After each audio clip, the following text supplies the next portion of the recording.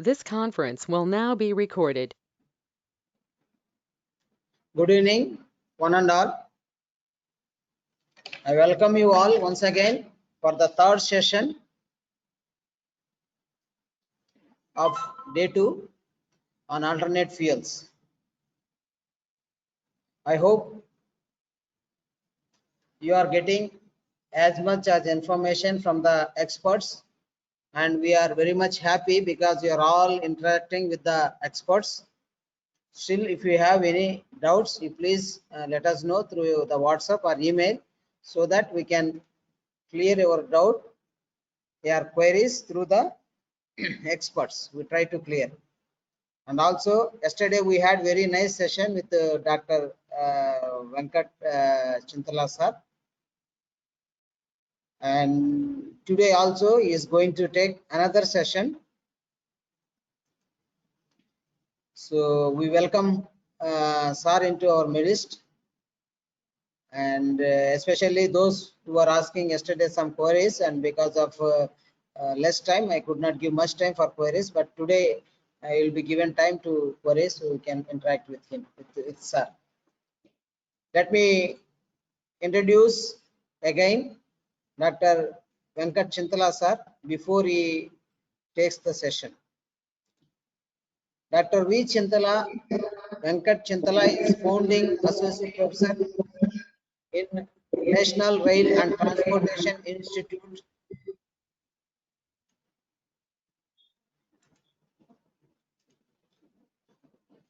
NRTI, deemed to be University Vadodara, India. Is alumni of IIT Delhi.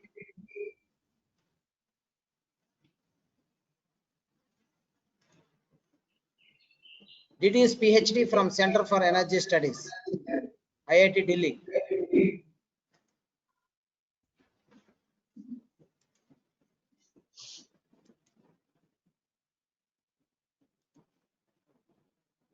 Is recipient of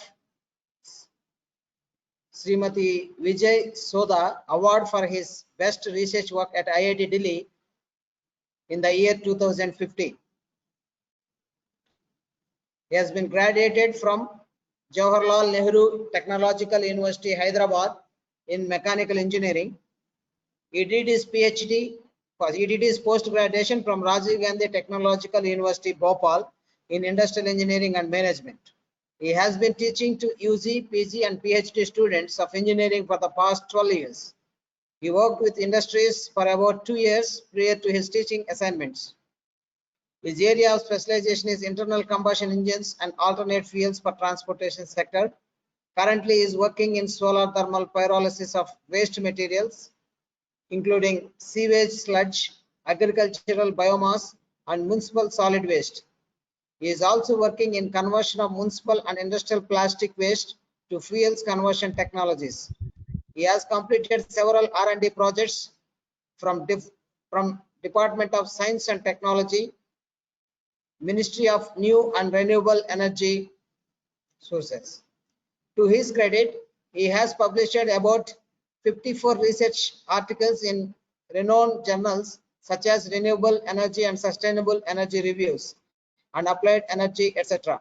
He has authored several book chapters via elsewhere publication. He is continuously disseminating his research findings in various platforms such as DLR Germany, DST New Delhi, and Diber Haldwani, etc. So we welcome sir once again into our midst, and I hope today's session also will be a informative session for our participants who are participating throughout the India.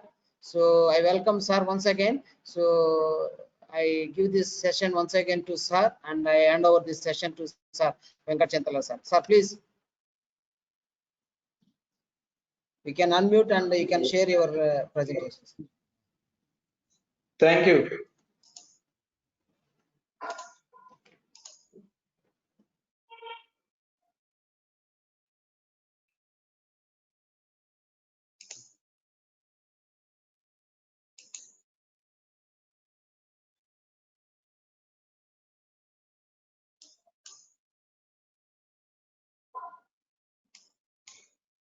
Thank you once again, Dr. Srinivas, for one more time introduction. Thank you, sir.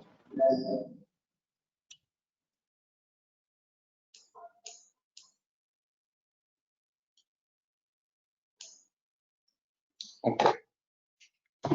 Yeah, once again, good afternoon, everyone.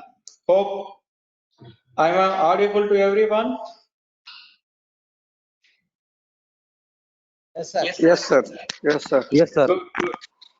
Yes, sir. Hope yesterday you enjoyed session on hydrogen utilization in diesel engines. If you have any queries related to the hydrogen fuel engines or any gaseous fuel utilization for internal combustion engines or transportation sector, you can kindly raise your queries maybe at the end of the presentation. For this presentation, in this, if you if you need any clarification during the presentation, also you can ask, or at the end you can ask. Usually, in these kinds of FDP programs or any quality improvement programs, VIP programs, you will be finding two kinds of presentations. One kind of presentation would be of presenting the overall view of the technology. Technological details, in details of the technology, technical aspects will not be covered in such kind of presentations. Another kind of presentations where purely dedicated to the technological aspects, technical details, technical analysis of a particular technology. So here, yesterday I have a much a 20 to 30% of the overall view of hydrogen fuel engines, with remaining 80% with the technical aspects. The same thing I would like to mention today also, about 15 to 20% overall view I will give about the technology, and remaining 85 to 90% I will spare the time for technical analysis. If you are from the engines background, or if you are pursuing your PhD related to the thermal engineering, or if you are already doctorate in this area, then you can clearly understand the technical aspects that we are going to discuss today. However, as some faculty members are not related to exact our core domain, so I would like to mention some of the fundamental aspects also in the slides. So some of the slides you can find everywhere, even web sources, even some textbooks also you can find. Just for understanding in totality, I have kept some of the basic slides. However, I would like to mention that the work that we have carried out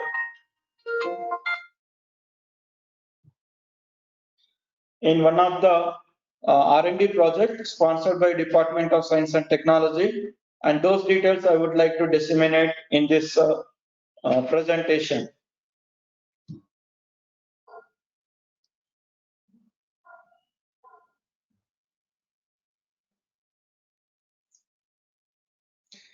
So for today's presentation, let me speak about the performance, emission and combustion analysis of pyro oil fueled compression ignition engines.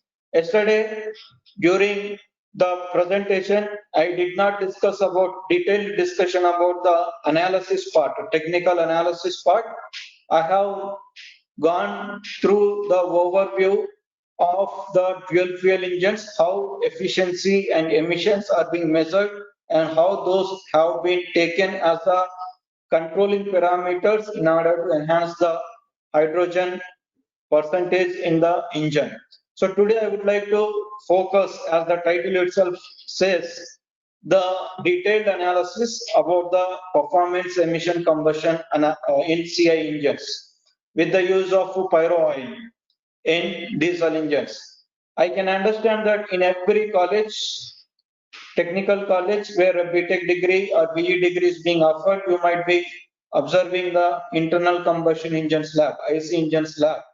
where experiments are being carried out in order to assess the performance, and in little higher qualitative colleges, they also do assess the emission analysis.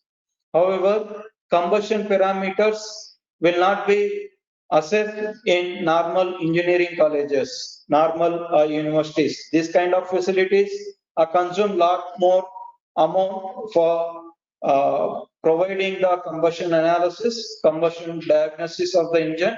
So usually we don't find. So for this presentation, I would like to spare much time on the combustion analysis part. Remaining performance. हम वर्तमान में यहाँ रहते थे, अब हमारा निवास स्थान ये चेंज हो गया और आपके हाउस टैक्स की रसीद, ठीक है मैडम। ये वैसे का मैरिज हुई है, पहले वहाँ पर थे, अब यहाँ पर आ गए। मैं कहाँ सुनाऊंगा आधार कार्ड, मिस्टर धर्मेंद्र कुमार, समग्र आईडी की लगाइए, समग्र आईडी दे दूंगा।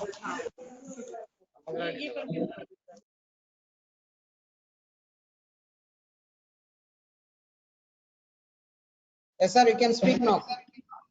Yeah. I request all the participants to move from your side. Otherwise, it is creating lot of disturbance, please. Okay, sir. Okay, thank you. Kindly mute yourself. Whenever required, you can unmute and then speak to us. Okay, as performance and emission analysis, engine behavior in terms of performance and emissions can easily be understood, and as some of you are already performing in your respective places, so I don't want to spare much time in this regard. However, I would be spending much time on the combustion analysis. As it is very tough time after the lunch, exactly after the lunch, drawing your attention. Just a minute.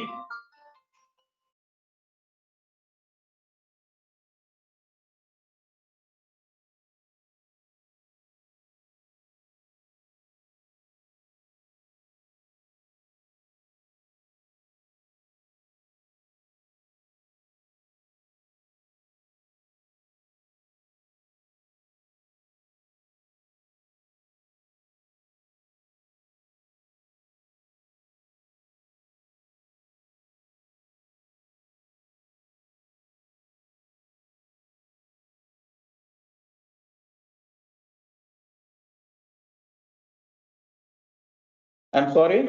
Yeah. As this presentation, I would like to make some kind of interactive session.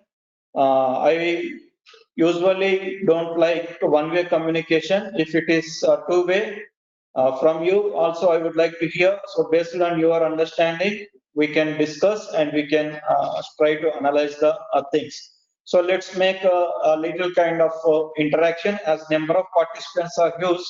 So we cannot make more interactive mode. We may not get the chance for speaking to everyone, providing chance to everyone. So whoever is having the concern and whoever is having the doubts, they can raise and they can have clarification. They can respond back to our discussion. So for today's presentation, let me focus on the pyro oil. As the title itself indicates, yesterday we have seen CI engines. I have introduced the engines background. What are the spark ignition engine and compression ignition engine? So for today's class, today's presentation, let me focus on the pyro oil. What is pyro oil and how it is being produced? What does it represent? And then I will focus on the engine behavior analysis in terms of performance, emission, and combustion. So in the title, total 3 aspects are there: engines, pyro oil, and behavior, engine behavior. So engine's introduction I have given yesterday, and for today's presentation, I will be spending a few minutes on pyro oil, and then entire other time is being focused on the analysis part. So content is follows: engine performance parameters, combustion behavior, and emission characteristics of CI engine. At the end, we'll try to summarize. And whatever the slides and the data that I'm giving right now are available in these papers. You can go through for detailed analysis, for detailed discussion on the pyrolysis.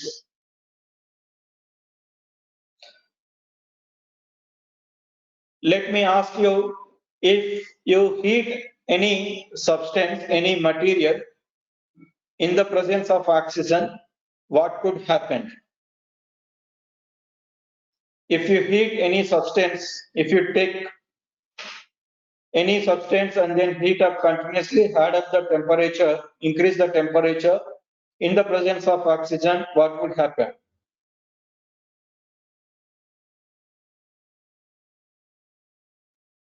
Yes, please, you can respond back.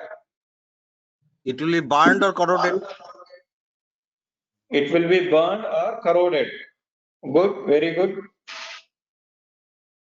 So if you heat the substance, same substance without oxygen, in the absence of oxygen, what happens?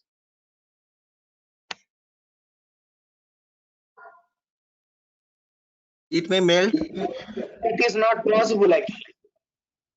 Okay. Speak louder. It It is may melt. fundamentally not possible in absence of oxygen. In the absence of oxygen, Not possible. okay, heating is not possible.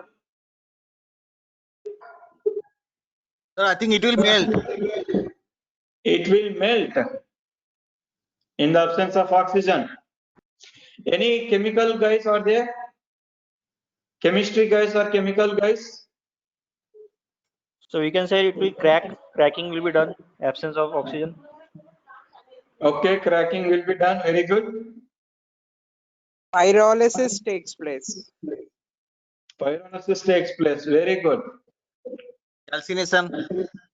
Calcination takes place. Very good.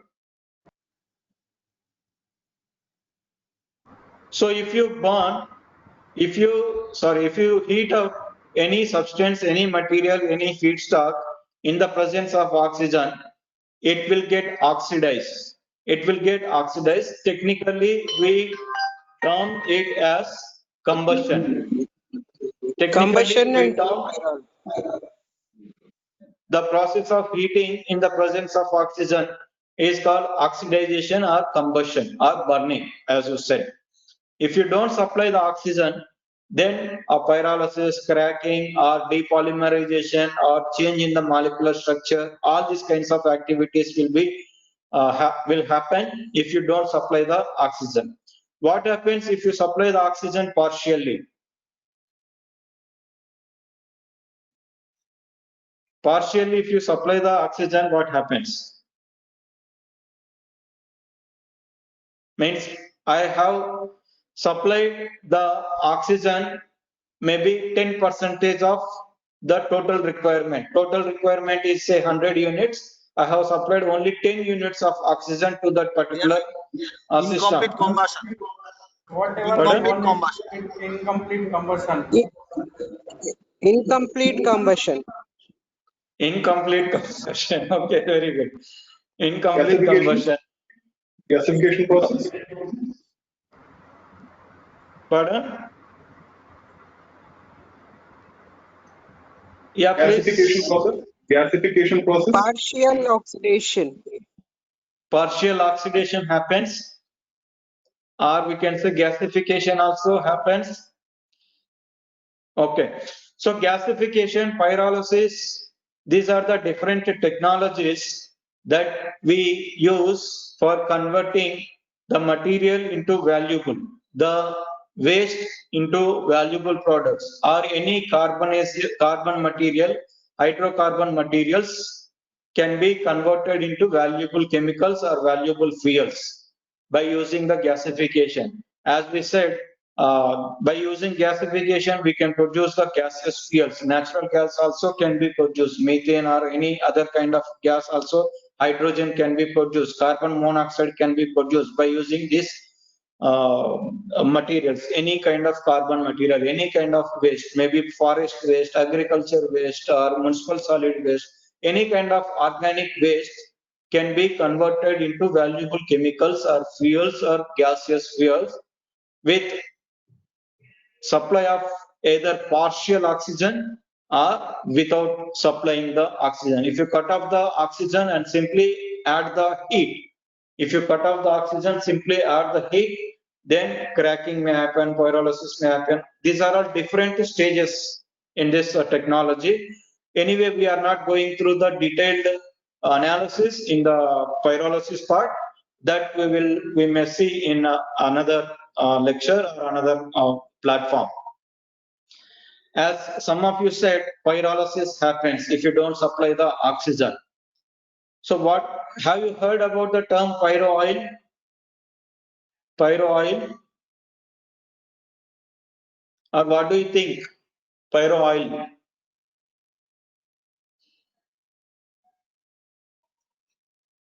Any idea? If we heat blue vitriol, green vitriol, white vitriol, some oil-like material comes out. Okay. So simply, if you take the plastic, and put in the cooker, close the lid and heat up, what happens?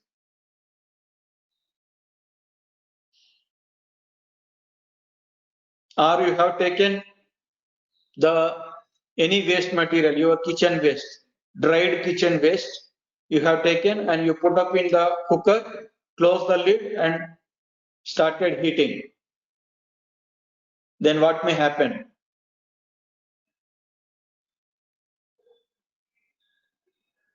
Any idea? You're talking about vegetable peels. Any organic material or inorganic material.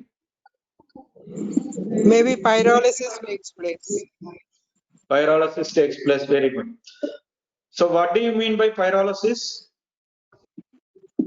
Breaking of bigger molecules into smaller molecules. Okay, okay. So what about depolymerization? I'm sorry, I'm asking more questions. I think you are come in the mindset of listening, but I'm asking questions. Cracking. Cracking we talk. Cracking. Depolymerization is also breaking. That's polymer molecule into small monomer. Yeah. Polymerization, I think you might be heard about the polymerization, depolymerization, especially if you talk about the inorganic compounds. Okay. Polymers. Anyway, this I will keep this topic for a moment aside, and then we will discuss later. Pyrolysis, as our concern is now mainly on the engine analysis, engine focus. So let me quickly go through this production of the pyrolysis. Pyrolysis is a technology, a process, very old process in which thermochemical reactions are being taking place. Whatever is the hydrocarbon material, whatever is the hydrocarbon materials, that is being converted into different substances, into different structures. Polymerization or depolymerization, if you put up the inorganic materials like plastic, depolymerization will take place. If you supply the heat continuously in the absence of oxygen, depolymerization takes place. The plastic material that we are using daily, that is the polymer. After polymerization means combination of various polymers, monomers, polymers, elastomers, these are all different substances. If you combine the polymers together, that process is called polymerization. Once polymerization is being done, then you are getting the plastic sheet or plastic substances, plastic components. If you burn this plastic component or if you heat without oxygen, then depolymerization, breaking of the polymers will take place. That is called depolymerization. Here we are talking about the organic materials, the waste materials, food, kitchen waste, solid waste, forest waste, any kind of waste, even sewage sludge waste. These kind of waste materials which are mostly having hydrogen and carbon, hydrocarbons. Let me say a basic fundamental. In the universe, mostly we use hydrogen and carbon as the energy producing materials. All other materials will not produce the energy. Other than these two, we also use uranium, nuclear fuels for energy production. If you leave those nuclear fuels, except those remaining, hydrogen and carbon are the only two energy producing materials. Even the petrol, the diesel that you are using, biodiesel, whatever you are using, those are all containing hydrogen and carbon elements. We say hydrocarbons. Hydrocarbons. The tree that you are seeing in front of you, the grass, whatever the waste, agriculture waste, these are all having hydrogen and carbon in different combinations, different number of hydrogens and different number of carbons constituted together, making as a molecules constituted together. And these are hydrocarbon structure. You may find glucose, hectose, and methane, CH4, hydrogen, H2, diesel, C16H34, petrol, C8H18. So these are all different kinds of hydrocarbon structures. If you burn these hydrocarbon structures, this will release the energy that is called a combustion. Combustion is basically meant for producing the energy, producing the heat energy. Even we take hydrocarbons. Technically, we don't say hydrocarbons, we say carbohydrates. Whatever the food we consume, the sugar we consume, carbohydrates, carbon and hydrogen. For energy releasing in our body, energy production in body, we need to consume carbohydrates. Proteins will not produce energy. Carbohydrates will produce the energy because of which we are speaking, we are talking, we are doing all our human activities because of the carbohydrates. Even these carbohydrates that we are consuming and the oxygen we are inhaling, this oxygen is being combined or oxidized with the carbon and hydrogen in our stomach, and that is called digestion. So our human body is a replica of internal combustion engine. In internal combustion engine, we supply petrol, means carbon and hydrogen structure. 8 carbon molecules, 16 or 18 hydrogen molecules we are supplying to the petrol engine, petrol vehicle, along with the oxygen. In atmosphere, oxygen and nitrogen are there. Oxygen is being supplied. So these hydrocarbons or carbohydrates are being combined with the oxygen and releasing the energy, which is called exothermic reactions. Exothermic reactions. These are the thermochemical reactions. A morning you have heard about the fuel cells. Fuel cells. Fuel cell technology. In fuel cell technology also some kind of reactions are being taking place. What kind of reactions takes place in fuel cell technology? Do you remember? As here I mentioned, thermochemical reactions means chemicals, carbon, hydrogen. These chemical species are combining with oxygen molecule or oxygen species or hydroxyl. So this is called reactions, chemical reactions in the presence of heat. Thermo represents heat, thermodynamics, dynamics of the heat.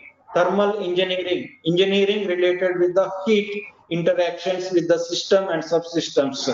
Thermochemical reactions means the reactions, chemical reactions that are being happening in the presence of heat or thermochemical. Morning, as we discussed the fuel cell technology. So what were the major reactions in the fuel cell technology, or what is the basic fundamental reactions that happens in fuel cell technology?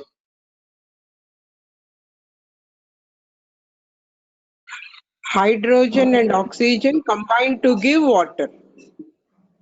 Okay, is it thermochemical reaction? Yes, it is thermochemical reaction because energy is released. Heat is being involved in the reaction. Pardon, sir? Thermo means heat. Thermo represents heat. If heat is Yeah. being involved in the chemical reaction, then that is called thermochemical reaction. In the morning session, hydrogen is being combined with oxygen, whatever the reactions was explained, those are related to the thermochemical reactions or not? That is my question. Yes, sir. Thermochemical reactions. Some other guess, other faculty member can respond.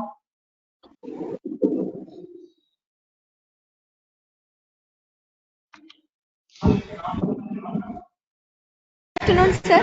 It's an electrochemical reaction, sir. It's an electrochemical reaction, sir. Very good. Yes, sir. Very good. Electrochemical.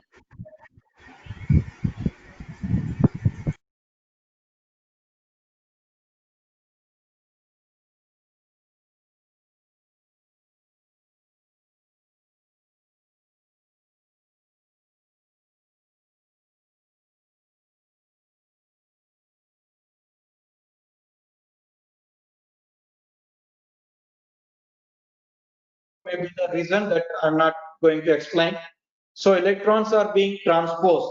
Electrical energy, flow of electronics is called as current, as you all aware. So as electrons are being forwarded or transport from one position, one species or one anode position to the cathode, one place to another place through different medium. So that reaction is electrochemical reaction.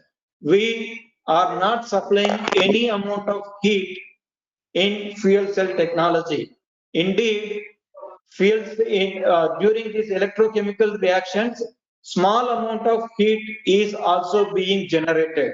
Small amount of heat is being generated. Wherever some molecule is being transported from one point to another point, one location to another location, definitely it generates some amount of heat. But majorly, fuel cell technology is electrochemical reactions, dependent on the electrochemical reaction. The pyrolysis, gasification, all these technologies are related to the thermochemical reactions. Thermochemical reactions. We are not adding any mechanical energy in this. If mechanical energy is being added for any chemical reaction, then it may called mechanical chemical reactions, mechochemical reactions. Thank that as of now there is no chemical reactions because of the mechanical energy is being applied. If you apply heat, chemicals may get reacted. If you apply some electron difference in a charge, then reactions will take place. Okay, let us stick to our point. Pyrolysis is the technology which is emerging now for handling the waste materials. As I said, this is very old technology, but it was forgotten totally. Now the right trust is being created in order to handle the waste. Recently, as you are aware that in India, our Honorable Prime Minister has in the UNO meet, he declared that the plastic waste, whichever is having the thickness less than 50 microns, the plastic waste, or single-use plastic is banned in India. That is officially. Unofficially, whatever may be happening in different states, that is another issue. So in this waste conscious sociological context, dealing waste materials by using so-called technologies is giving more impetus nowadays. So this gasification, pyrolysis technologies are booming up in order to treat the waste materials. I have completed one of the project from DST treating the biomass waste for production of the valuable fuels, petrol, diesel like fuels and some other carbon materials. And right now, again, we are dealing with another project with the same DST, dealing with the plastic pyrolysis. Even if you type in the net, in LinkedIn and many platforms, social media platforms, you can find many kind of literature, many kind of pyrolysis plants which are dealing the plastic waste, you can see. But not as of now commercialized, because these are all having some technical issues and some supply chain supply chain management issues are there for dealing the waste concerns. So this is pyro oil production. The picture depicts the pyro oil production where various kinds of feedstock, carbonaceous feedstock can be supplied. It can be converted into small pieces by using shredding machine or by using expelling machine. You can produce the small pieces, and these small pieces can be fed to the reactor in which we supply the heat without supplying the oxygen, or with supplying very partial amount of oxygen. This is the basic reactor. From this reactor, in this reactor, thermochemical reactions are being happened, and finally it produces the oil, pyro oil. With this reaction, with the reactor, you will get the three products. One is pyro oil, or the oil kind of material, oil kind of substance, which is the main product. Second, you will get the solid material, leftover residue, that is called maybe carbon if it is the organic material. If it is inorganic, you may get the inorganic materials, solid substance, that I will discuss detailed way in another talk. Third product, you will get a gas. Some gaseous product is also released, and usually the carbon material, leftover carbon residue and the gas are called byproducts. The main product is the oil. This kind of technology is also being used for producing the activated carbon. Like coconut shells or any kind of carbon materials are being used for producing the carbon, and the carbon is being activated, making the porous material. This activated carbon is having wide range of applications, right from water filtration in sewage treatment plant, and even in your RO system. Some RO systems and industrial RO systems, they use activated carbon for cleaning of the water, for purification of the water.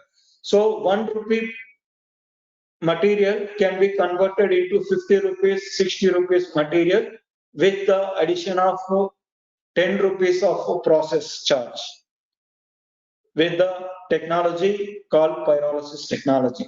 Though it is technology is old, but applications are new. Yesterday or somewhere I have mentioned that in order to deal the solid waste, organic waste, as we were discussing even in fact morning also, ethanol in Uttarakhand, in Kashipur, Uttarakhand, one place called Kashipur, where IIM Kashipur and different industrial products, industrial industries are there related to different fields. The first plant was installed which converts organic waste, municipal solid waste into ethanol. Organic solid waste, whatever you are seeing in the municipal solid waste, that kachra is being converted into ethanol. So these kind of plants are now being encouraged by the Union Government of India, especially in the present government by Honorable Prime Minister. In fact, we being in the Transportation Institute, being in the Rail Transportation Institute, We are also working on the converting the waste which is being collected in the railway stations, railway platforms, in railway units, Indian railway units are being converted into the valuable fuels. Our institute, National Rail Transportation Institute, is the premier institute, first Indian university in transportation domain, purely dedicated to the transportation courses, where we offer different kinds of engineering, the transportation courses, transportation programs in our institute. We mainly focus on land transportation, air transportation, water transportation, out of which rail transportation is the major thrust, and along with the other transportation areas. So we are right now working on the implementation of waste to energy technologies, energy in railway units, all Indian railway units.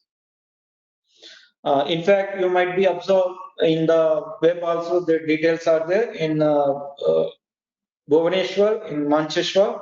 One of the plant has been set up which converts the plastic waste that is being raised, plastic and organic waste that is being raised in the railway platform and the Manchester railway division, converted into the petrol or diesel like fuels. So it's a similar kind of activities we are expanding in different areas.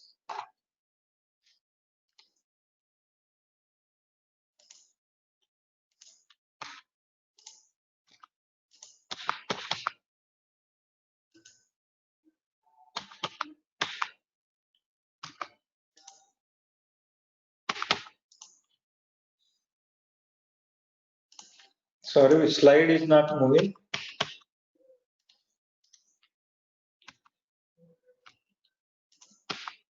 Yeah.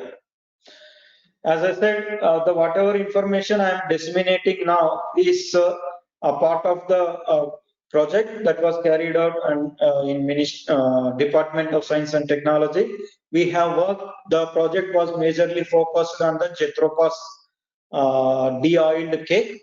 This Jethropas seeds, as you are hearing about the biodiesel production even in morning session, biodiesel can be produced from various feedstock, right from the Jethropa, rubber seed, karanja, and different other feedstocks can be used for biodiesel production.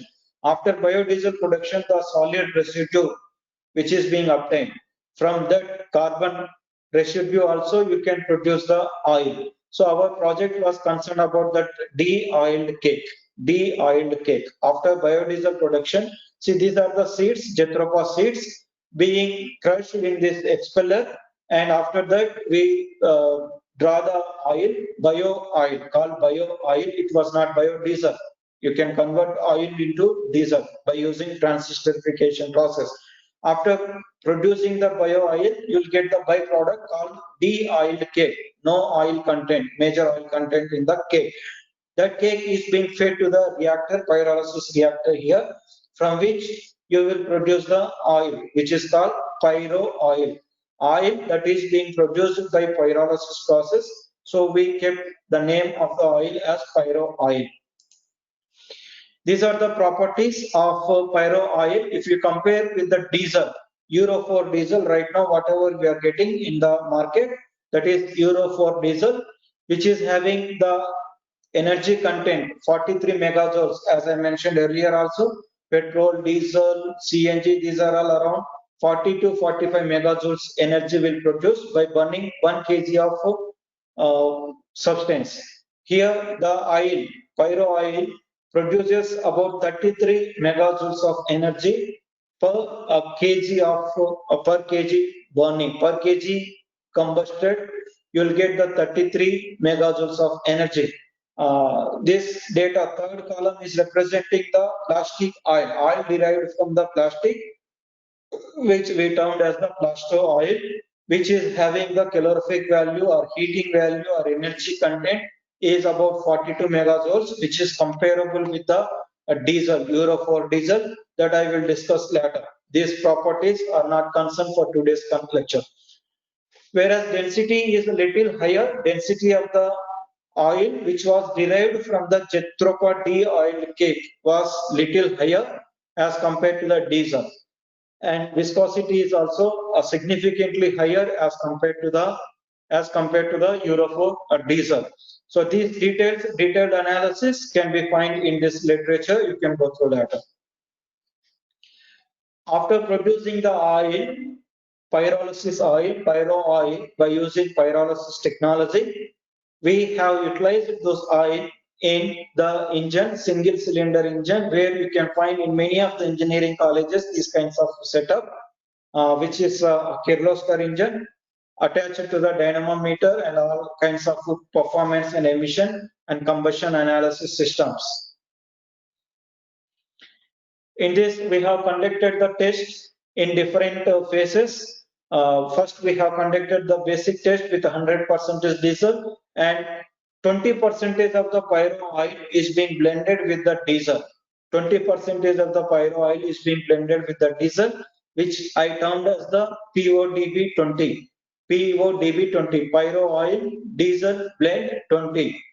Pyro oil diesel blend 40%. Pyro oil percentage is 40 and pyro oil percentage is 60%.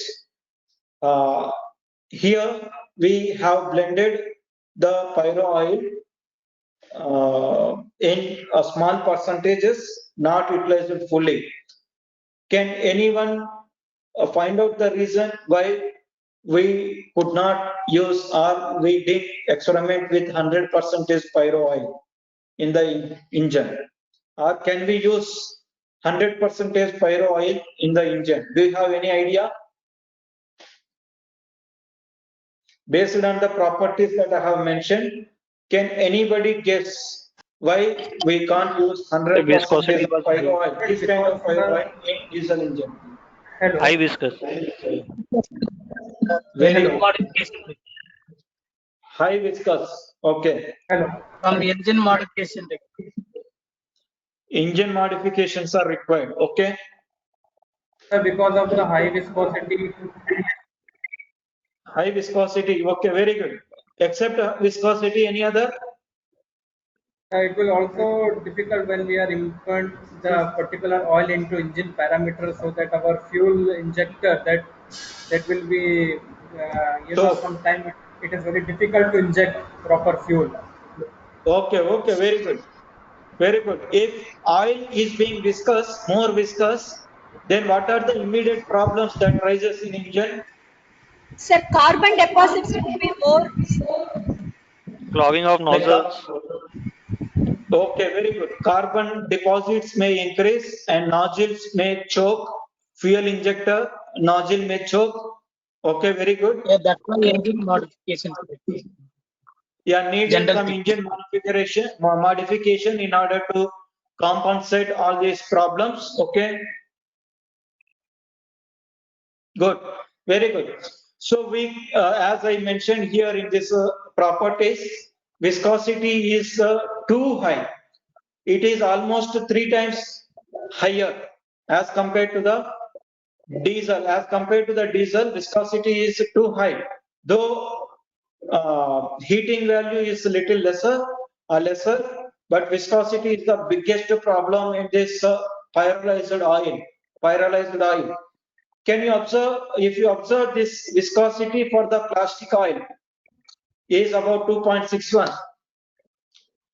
The same technology, pyrolysis technology, I have employed for treating the plastic waste, inorganic waste.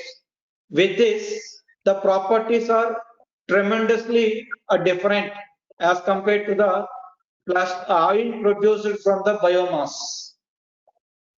Why? Any guess? Can you repeat once again question?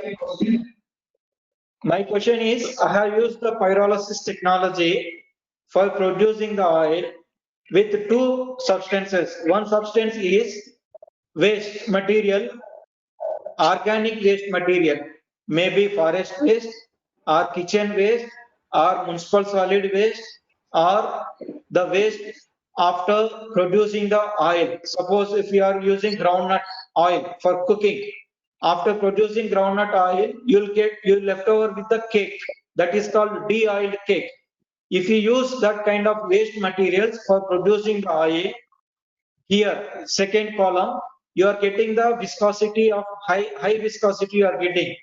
But if you use second kind of substance like plastic waste, inorganic waste, then you are getting the viscosity of oil is almost equals to the diesel petrol like.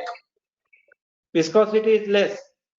There is no problem related to the viscosity if you use plastic material for producing the oil. The same is not applicable for the biomass materials. Okay, reasoning we will see later as time is less. So this was the significant, as I was mentioning, we could run the engine with 60% of pyro oil blending because of the various problems. If you use high viscous material, immediately the fuel line, entire fuel line will get a problem. Fuel line may get choked. Not only fuel injector, as you mentioned, fuel injector, fuel nozzle, from where fuel is being injected, the fuel filter also gets choked. You can clearly observe the figure here. This is the fuel filter before operating, engine operation. Once the engine is being operated with the pyrolyzed oil blended with high percentage, the fuel injector is totally choked. Fuel filter is totally choked. The same case with the fuel injector also. If fuel is not properly injected, definitely the problems in the combustion will arise. Prior to that, the problems with the air fuel mixture formation will occur. Those I will mention while dealing with the performance characteristics. Okay. Now, performance parameters. Let me discuss about the performance, emission, and combustion parameters. Now, my entire discussion would be about the three major parameters: performance parameters, emission parameters, and combustion parameters. Out of which, again, performance, emission, I will go fast, and I will try to look at the want to spend much time on the combustion. Okay, engine performance parameters. What kind of parameters usually do you measure in your experiments, in your college experiments, experiments for BTech or BE students? Sir, brake thermal efficiency. Brake thermal efficiency, very good. Indicated efficiency, then exhaust gas temperature. Okay, indicated thermal efficiency, exhaust gas temperature, fuel consumption, volumetric efficiency and air fuel ratio. Volumetric efficiency, very good. mechanical efficiency, very good. Okay. So usually if you talk about the performance, in performance analysis, usually in many engineering colleges, we do have the facility to measure the fuel consumption. Fuel, if you measure what is the amount of fuel. See, we are giving food to the engine in terms of fuel and air. Food is the air, food is the fuel, and air is the substance for digestion of the food. For human body also, we are having food for digestion, for producing the energy. We are taking or we are consuming the air. If you don't consume the air, whatever the food you are taking, that will not get digested. In the same fashion, for engine also, we are giving the food, either petrol, diesel, CNG, LPG, hydrogen, whatever is giving, supplying, that is a fuel, is a food. That food is being consumed, digested, if you supply the air. So in engineering experiments, engineering colleges, we do have facilities for measuring the food. What is the amount of food consumed? What is the amount of fuel consumed? And in some of the institutions, you might be having the measuring instruments for air. What is the air engine is being consumed? What is the air engine is being inhaled? That is these two facilities you are having. So directly, if you measure the fuel, if you measure the air the engine is consuming, you can measure the various parameters including indicated power, brake power. So these are the various parameters as you mentioned. So if you have these two data related to the food, related to the air, related to the fuel and related to the air, you can measure the specific fuel consumption or specific energy consumption. And if you are measuring the power produced by the engine output is being measured in terms of torque or power. In terms of torque or power. If you know power or torque, you can find out, if you know the torque, you can find out the power. Usually torque is being measured and the torque is being converted into the power by using 2 pi NT formula, and this power is being measured at the shaft, engine shaft, which we usually say brake power. If the power is being measured at the combustion chamber where the actual combustion is being taking place, that power is known as indicated power.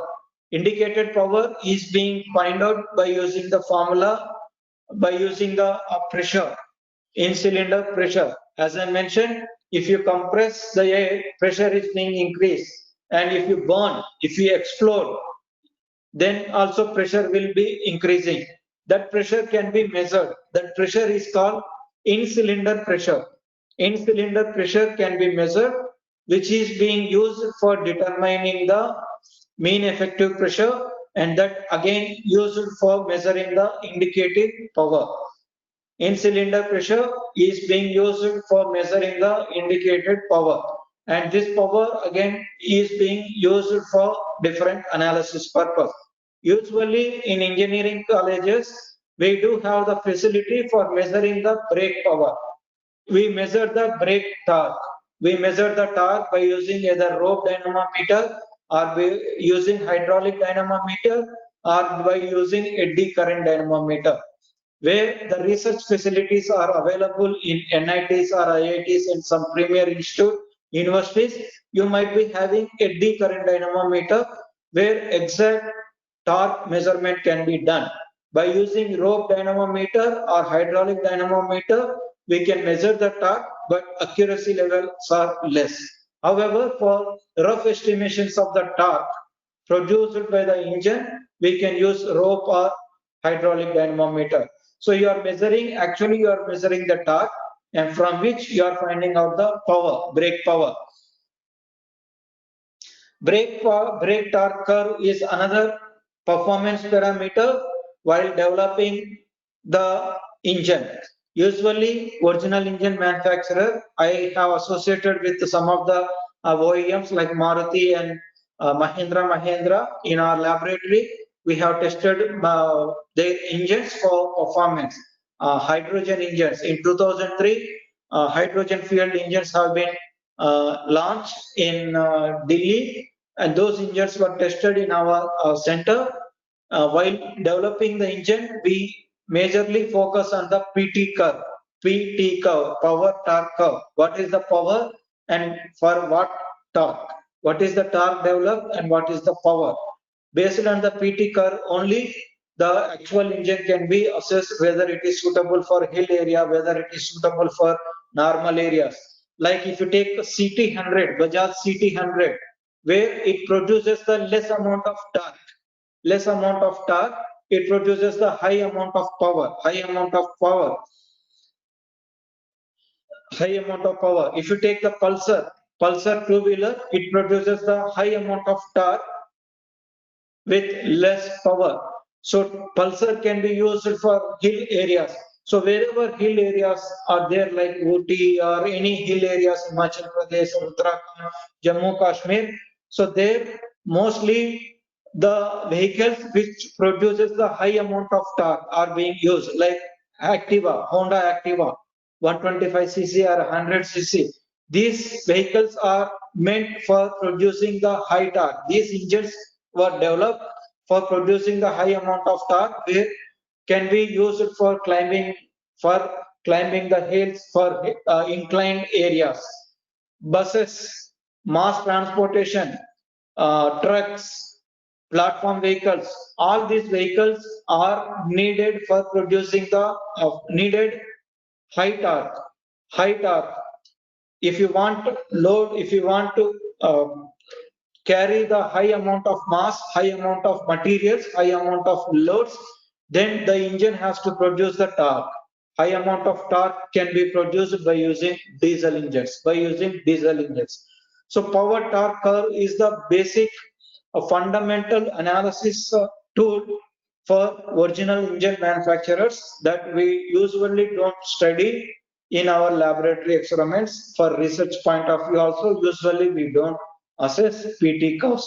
For original engine development, we use PT curve, power torque curve. I also associated with the AVL, where this kind of testing facilities, testing consultancy work is being done. We use PT curves. Okay, all these basic formulas I'm just leaving. Mean effective pressure, by using the mean effective pressure is basically used for comparing the two different kinds of engines, One is the two-wheeler, another one is the four-wheeler. We can compare which engine is the better by using the mean effective pressure. Mean effective pressure is the pressure per work developed per unit volume displaced. If you see mean effective pressure here, work done per unit volume displaced. Usually you cannot compare two-wheeler with the four-wheeler. Two-wheeler is the small capacity engine having two-wheeler is having small capacity engine, four-wheeler is having the heavy capacity, bigger capacity. If you take a Baleno, Maruti Baleno, which is having 3 cylinders engine, 1500 cc, capacity is high. If you take Pulsar, 150 cc or 200 cc, 200 centimeter cube, 200 liters, that is 1500 liters. These two engines cannot compare. However, if I want to compare the performance of these two vehicles, two-wheeler vehicle and four-wheeler vehicle, there I need to use MEP. What is the MEP of two-wheeler engine and what is the mean effective pressure? Whether it is brake mean effective pressure or indicated mean effective pressure. What is the MEP or DMEP of four-wheeler? So if MEP of two-wheeler is higher, then I can confidently say that performance of this two-wheeler, maybe Pulsar, performance of Pulsar is higher than the Maruti Baleno engine. Maruti Baleno engine or the engine that is being used in the Maruti Swift or Maruti Swift Desire or any kind of vehicle. So mean effective pressure is the indicating measure which gives per unit volume displacement. What is the work done by the engine for unit displacement? Indicated work by using the pressure. P is the in-cylinder pressure, which is being measured by using the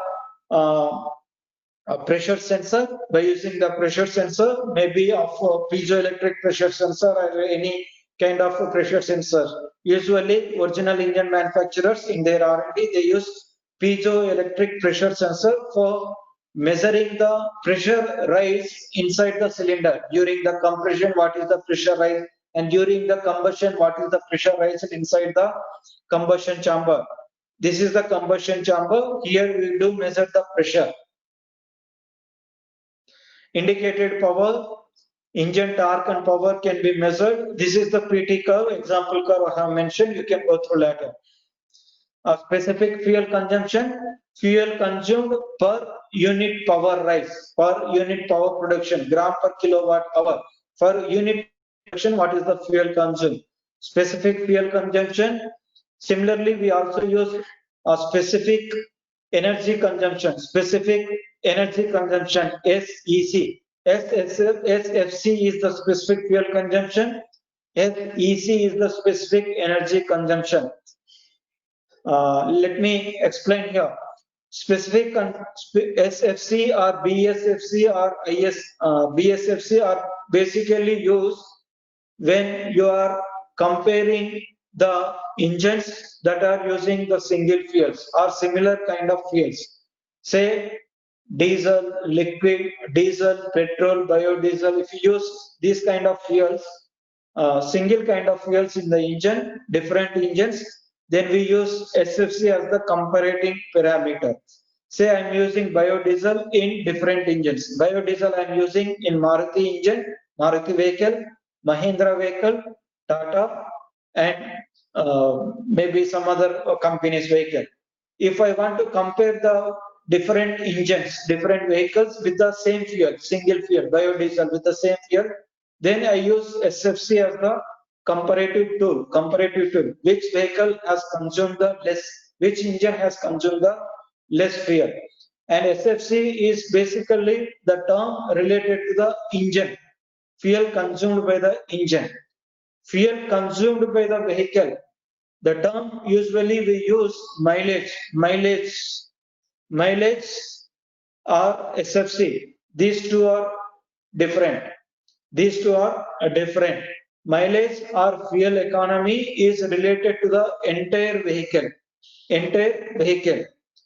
Mileage or fuel economy is measured when the vehicle is being on road, on practical running. This usually is being done by using the chassis dynamometer that is being carried out in testing agencies.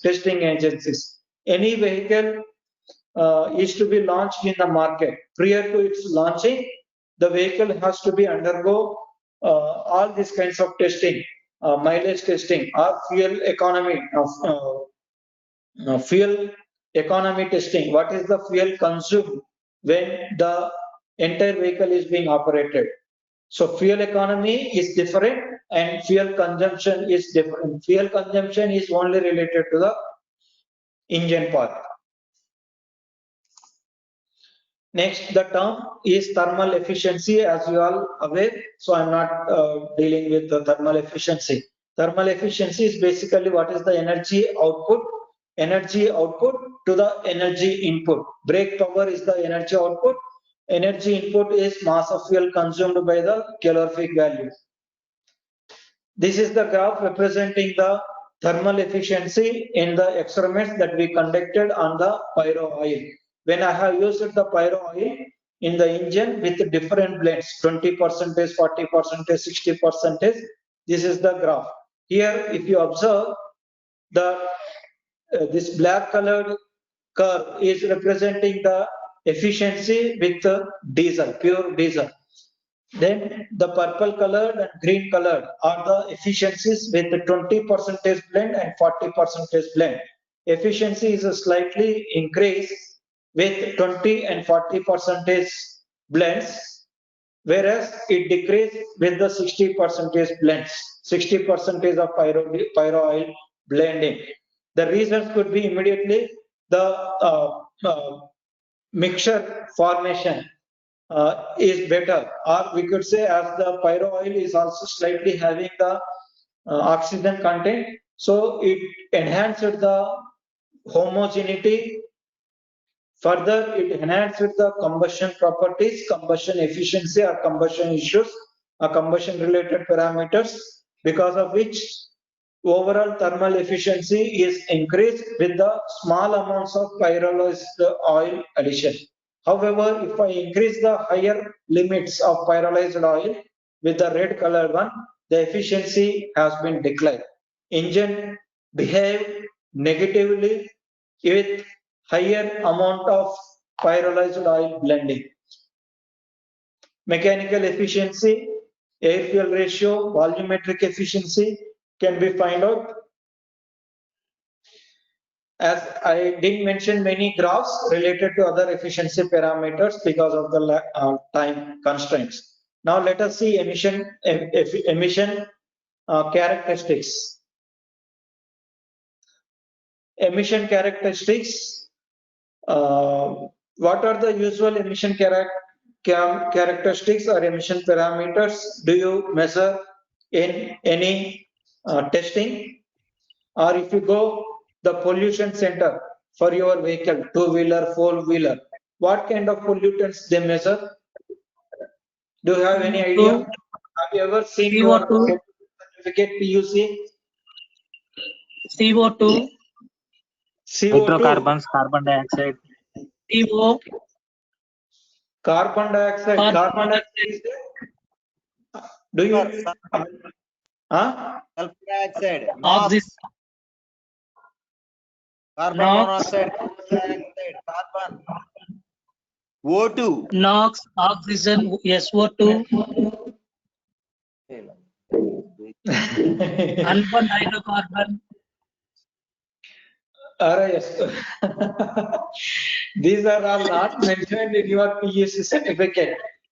If you have PUC certificate, please check. SO, SO2 are not being mentioned. CO2 also not being mentioned in many of the PUC certificates. CO2 is the pollution or not? Nitrogen oxide. Pollution. CO2 is pollution.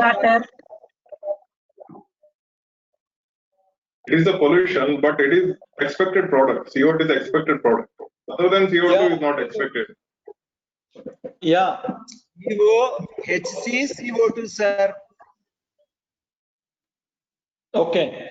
So what do you expect? What do you expect with the perfect combustion? As I said, to the engine. Yeah. Let me put up one question. I am giving food to the engine in terms of carbon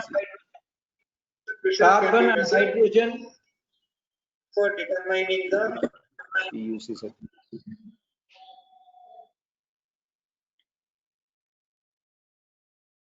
Yeah. Carbon.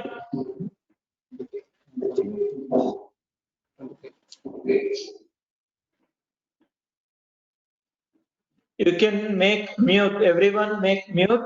Let me put up question and then you can undo. You can unmute. Amma. You are supplying carbon and hydrogen. Mr. Nagendra. Sir. Mr. Nagendra, kindly close mute. Make yourself mute.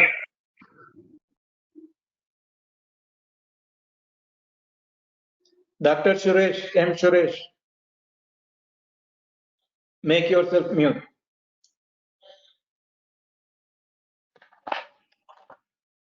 Okay. We are supplying hydrogen, carbon as a food to the engine system. Oxygen we are supplying for the oxidization, for digestion of this food. Only these two we are supplying.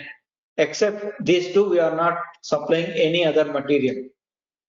Now we wish that these two are get digested perfectly, means perfect combustion happens, and after perfect combustion carbon will react with the oxygen and it forms CO2, and whatever hydrogen is there that reacts with the oxygen, it forms H2O.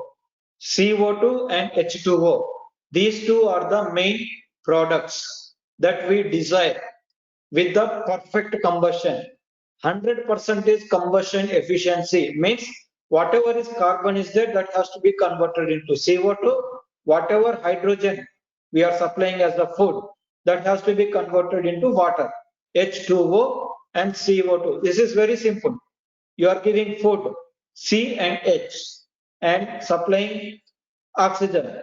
C has to be combined with O, H has to be combined with O, CO2 and H2O are the products. Now my question is, in your PUC certificate, CO2 is not being measured. CO2, though it is measured, it is not being put up. Okay. Nowadays, earlier, CO2 was not the pollutant at all. CO2 was not the pollutant at all. CO2 was not under pollution norms. I mean, CO2 was not under pollution norms. Carbon monoxide, CO, hydrocarbons, unburnt hydrocarbons, UHC, and some people say THC, total hydrocarbons. Unburnt hydrocarbons, or simply say HC, hydrocarbon emissions. CO, HC, NOx, oxides of nitrogen, and smoke. If it is diesel engine, smoke or particulate matter. These are the major pollutants under control norms. CPCB, Central Pollution Control Board, Indian government has the board. CPCB has the norms related to only these elements. Even in European countries, Euro countries, they have not included CO2 under pollution norms. Now they have included. Now means of 10 years back, they have included in Euro 6 norms, even in fact Euro 5 norms, they have included CO2 under the norms. CO2 also has to be under particular limit. CO2 also not release as you much you can, that is kept limit. CO2 also now under the norms.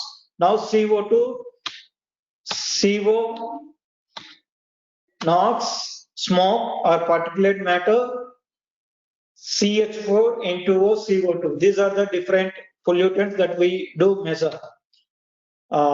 As the time is not there much, so let me go fast. These are the hydrocarbon emissions with the pyrolyzed oil blending. Again, you can observe the here trend with the diesel as compared to the diesel, 20% and 40% oils are lesser emissions and 60% are higher emissions.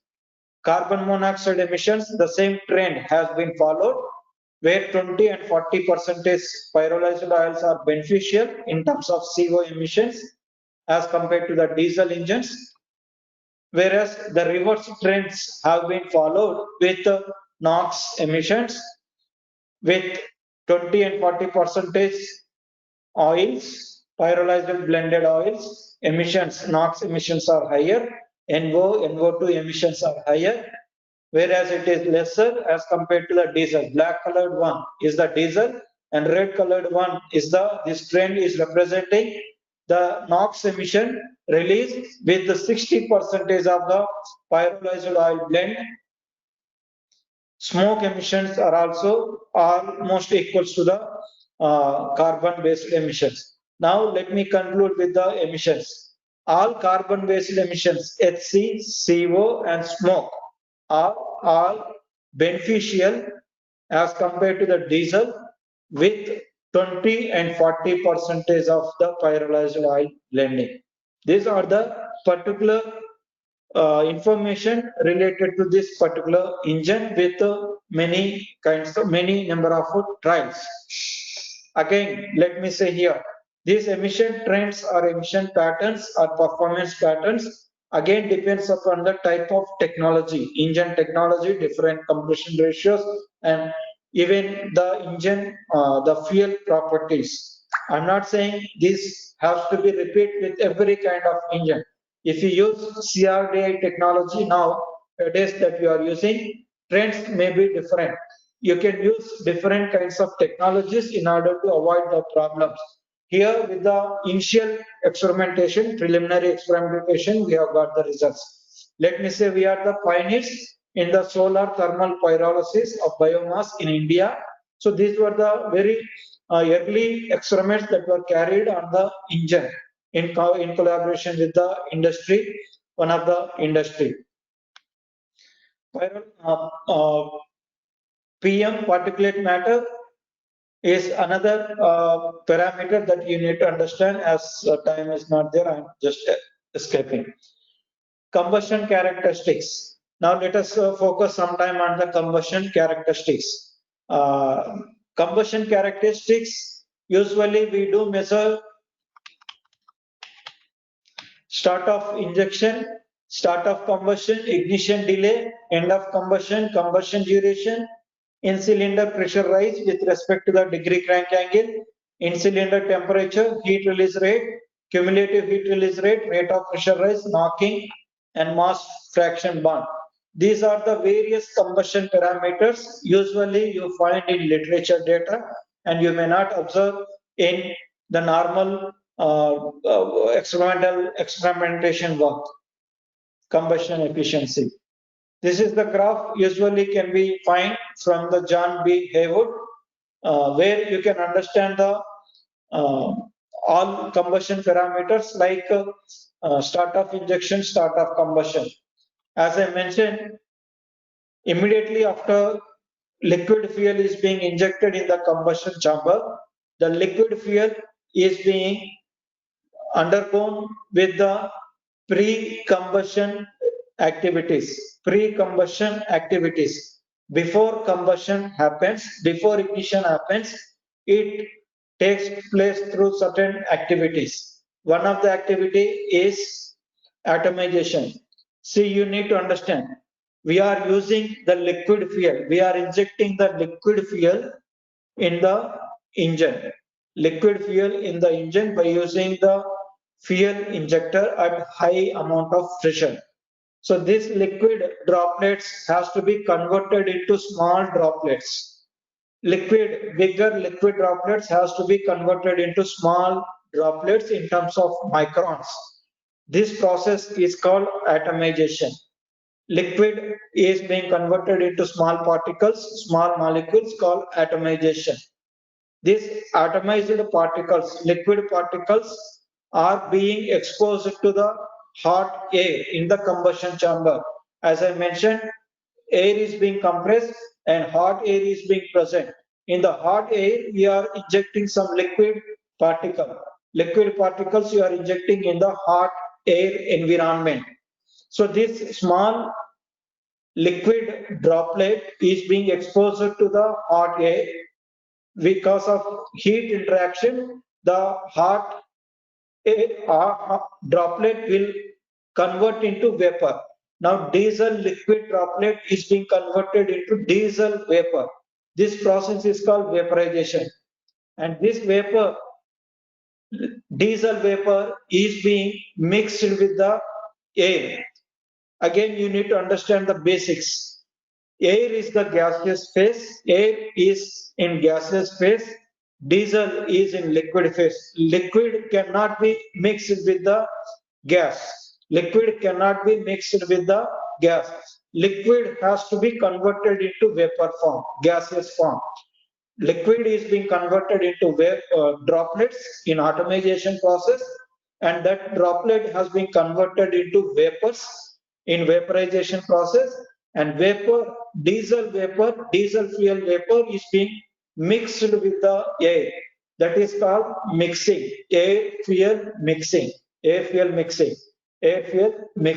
So these three process. After air fuel mixing, again fuel which is having heavy hydrocarbon structure, heavy hydrocarbon molecule will be converted into smaller hydrocarbon molecule, and hydrocarbon molecule will converted into small hydroxyl, hydrogen elements or ions. These are called pre-combustion reactions, pre-combustion chemical reactions,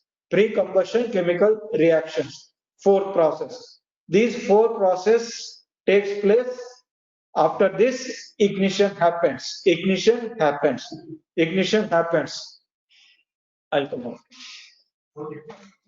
So four pre-combustion activities will take place, which consumes a certain time.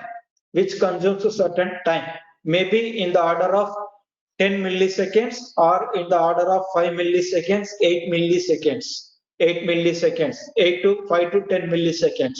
These four activities: atomization, vaporization, air fuel mixing, pre-combustion chemical reactions. The time taken for all these processes are called ignition delay.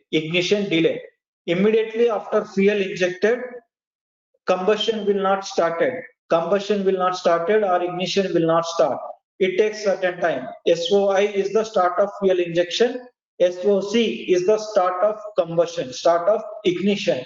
Ignition starts. That is called SOC, start of combustion. So the time delay between start of combustion and start of injection is called ignition delay. Hope you understand the ignition delay, which is the major combustion parameter that you need to understand. If you have any doubt on ignition delay, you can kindly raise. Any doubt? Sir, what is IVC? IVC is the inlet valve closing. Inlet valve closing. And what is In EVO? combustion chamber, if inlet valve combustion, entire combustion is the closed chamber. Entire combustion takes place in the closed chamber. If chamber is open, if cylinder is open, combustion, compression, pressure buildup cannot be taken place. Pressure, if you want to build up pressure, then chamber has to be closed. If inlet valve in the scene, engine processes, 4 processes are there.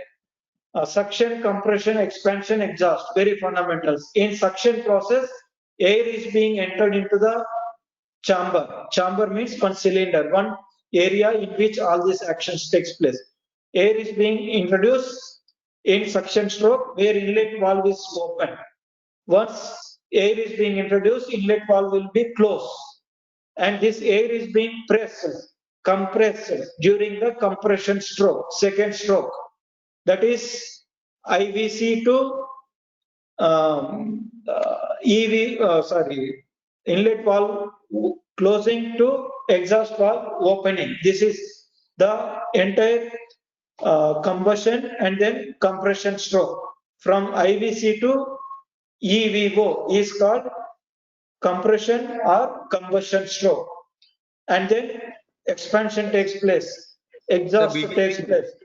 All our combustion is mainly focused during this period. Okay. See. Okay. Next. Good afternoon, sir. After certain duration, combustion will be closed. Combustion will be closed. That is called end of combustion. Yes. Any doubt? Sir, regarding the hello. Yeah, please. Sir, regarding the ignition delay, I have a question, sir. Yeah, sir, please. whenever we are using some percentage of EGR in the regular fuel, sir, whenever there is an inductions, so somewhere we from the literature I have read, sir, somewhere that ignition delay is changing, sir. Somewhere it is like 25 degrees before TDC or like that, and somewhere this ignition delay period is significantly affecting the combustion rate, sir. So my question is, sir, sir, somewhere, so how can we get how to reduce and improve the combustion, sir? You is can there only the blend part, or how can you? Sir, are you getting me, sir? Yeah, you repeat the question only, last question only. So my question is, only the ignition delay is related to the type of fuel mixtures or any modification in the engine part we can make with, so that we can improve the combustion efficiency. That is my question, sir. Yeah, good question, very relevant question. It seems it is a question related to the research. Research people can understand this. See, that is what I have stressed, though I don't have much time. I have stressed here, I have stopped, and then I try to explain this. For ignition delay, 4 processes are there. Why ignition delay is being happening? Because of these 4 processes: atomization, vaporization, mixing, and pre-combustion reactions, chemical reactions. EGR is being added when exhaust gas recirculation is being done. Exhaust gas, because of exhaust gas, dilution is being taking place. Charge dilution takes place, because of which internally temperature will reduce. Temperature inside the combustion chamber will reduce. If temperature is being reduced, immediately vaporization will affect. The diesel vapor will not get, the diesel particles will not get converted into vapor form. Okay, so if you want to improve the same case with the biodiesel, if you use biodiesel, Biodiesel also high density fuel, even pyrolyzed oil, that's what I was conducting the experiment. The pyrolyzed oil also high viscous, high density liquid. So this also gets problem with the atomization. First problem with the atomization. So droplets, I get use large size of droplets with the use of high dense, high viscous fuel. So with the biodiesel, this is the problem. With the pyrolyzed oil, this is the problem. So one problem with the atomization. Second problem, immediate problem with the vaporization. If heat is not properly available in the combustion chamber, proper amount of vapor is not being formed. That affects the entire air fuel mixture. That affects further pre-combustion chemical reactions, further combustion efficiency or combustion parameters, all combustion parameters. If you want to enhance the engine efficiency, you have the choice. You have the choice. If the choice is, if you increase the compression ratio, then the temperature inside the combustion chamber will increase. So if you are using biodiesel, usually people will increase the compression ratio. You need to understand the concept behind why they are increasing the compression ratio. If you increase the compression ratio, temperature will increase so that vaporization problem can be addressed. Vaporization problem can be addressed. Now let me address the yesterday's problem. Yesterday I have introduced the retardation technology for increasing the hydrogen. For increasing the hydrogen share in the engine, I have used the retardation. With retardation, the temperature inside the combustion chamber will increase. Why I have decreased the temperature inside the combustion chamber? Because hydrogen, immediately after introduction of the hydrogen, it increases the temperature very drastically. So ignition delay decreases very rapidly in case of hydrogen combustion, because of which auto ignition will take place and knocking. Another problem is knocking occurs with the hydrogen case. In case of EGR, temperature, lower temperature is causing, so ignition delay increases. Ignition delay increases. Even in case of biodiesel, ignition delay will increases. In case of this pyrolyzed oil also, this kind of problems will address. Okay, let me go ahead. And these are the combustion duration. As I said, if ignition delay is increased, definitely combustion performance will decrease. Combustion duration also will increase. If combustion duration is increasing, combustion duration means total time taken for combustion. Total time taken for combustion. Here with this pyrolyzed oil, combustion duration is increasing, as you can observe here, with the implication of 20%, 40 and 60%. At all loads, combustion duration increase means it is performing less in case of combustion. This is the actual in-cylinder pressure measured data by using the sensor. Actual measured data, and this is also actual measured data with the different percentage of blendings. In-cylinder pressure data with respect to the degree crank angle. Detailed explanation about this graph is being mentioned in the literature, but I mentioned in the paper that you can go through. Why it is being increased, why it is decreased.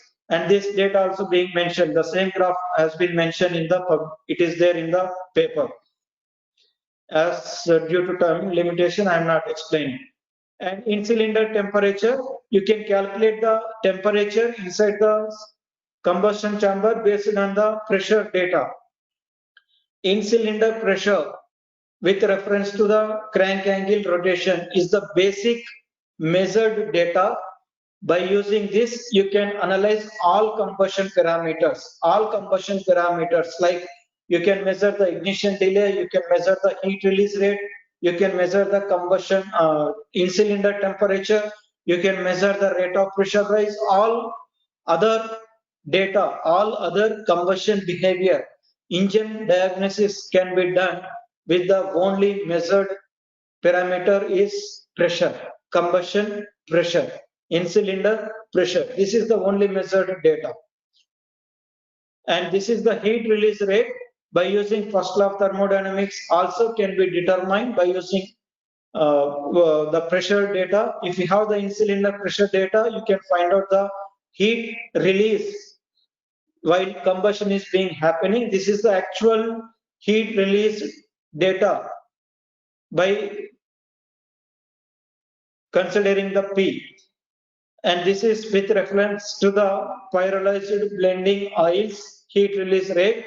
Here you can observe that the combustion is being delayed with the increasing amount of the pyrolyzed oils. As I increase the pyrolyzed oil share, the combustion is being delayed. Combustion duration increase, the time that start of combustion is taking place, everything is being delayed. And cumulative heat release rate, total heat release,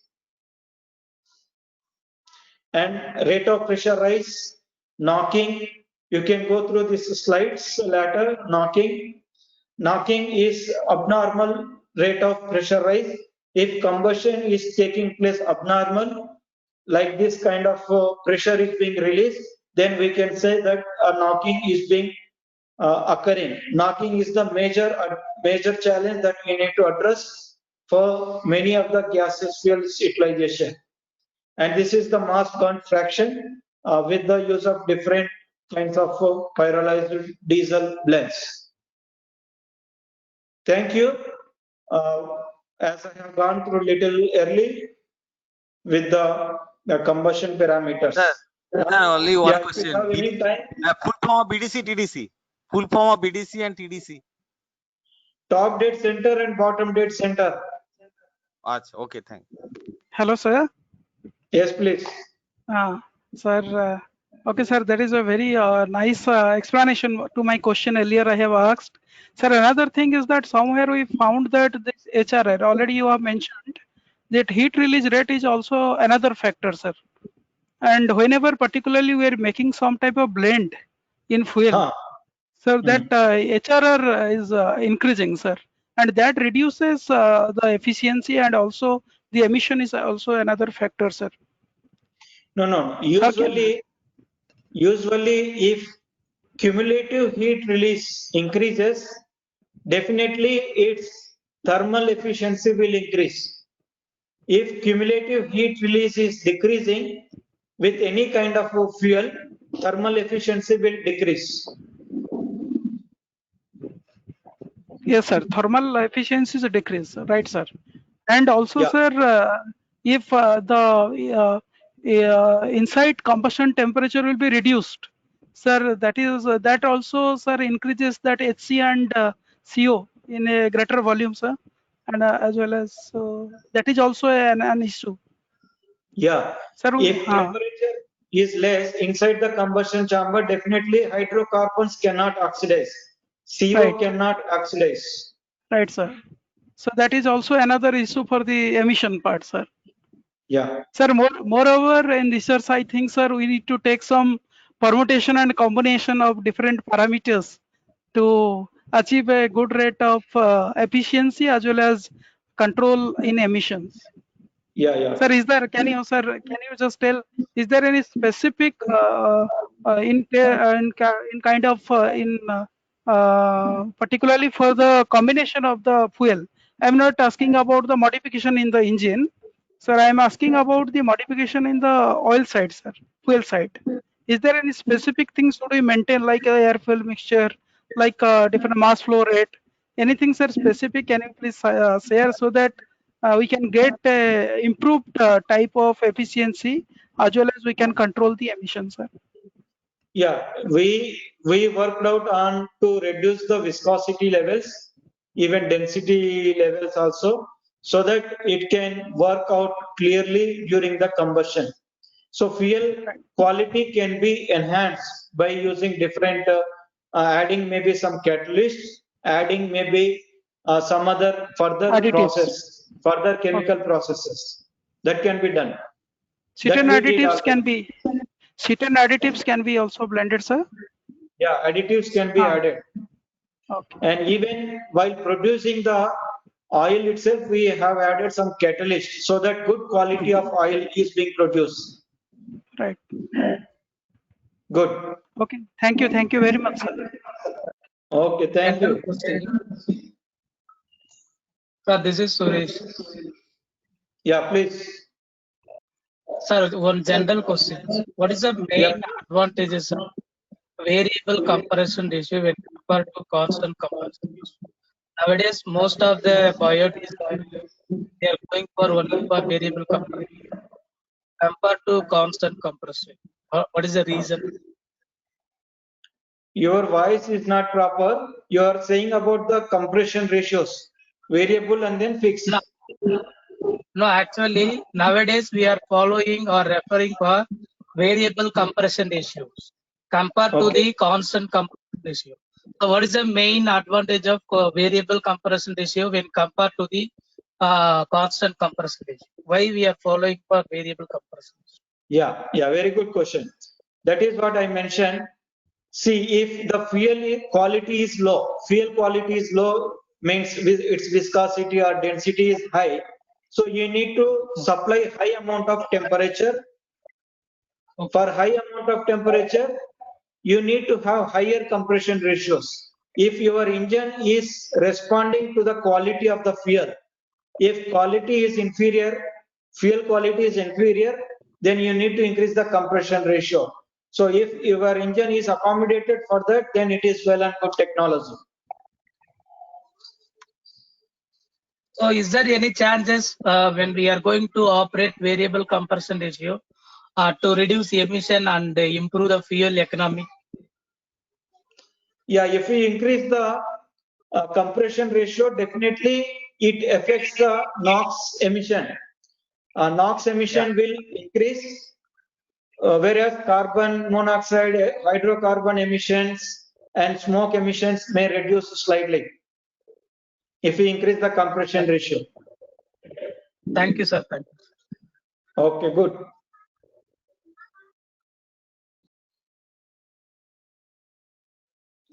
Okay, thank you. Yeah, thank you, sir. Thank you. Thank you, sir. Thank you, sir. Thank you very much. Thank you very much. Thank you, sir. Thank you, sir. For your nice informative session. Thank you very much. So tomorrow again we will meet at 10 o'clock for the day 3 on alternate fuel faculty development program. So tomorrow morning 9 first session will be on stress management, and that will be taken by one of our expert who is very good experience in this field. So I request you all participants to attend. So I will be sending the link shortly for tomorrow's session also. If it is today's link, it's okay. If there is any link change, please check it, no problem. So we can follow. And also today's regarding today's recording videos also I will be sending. You can click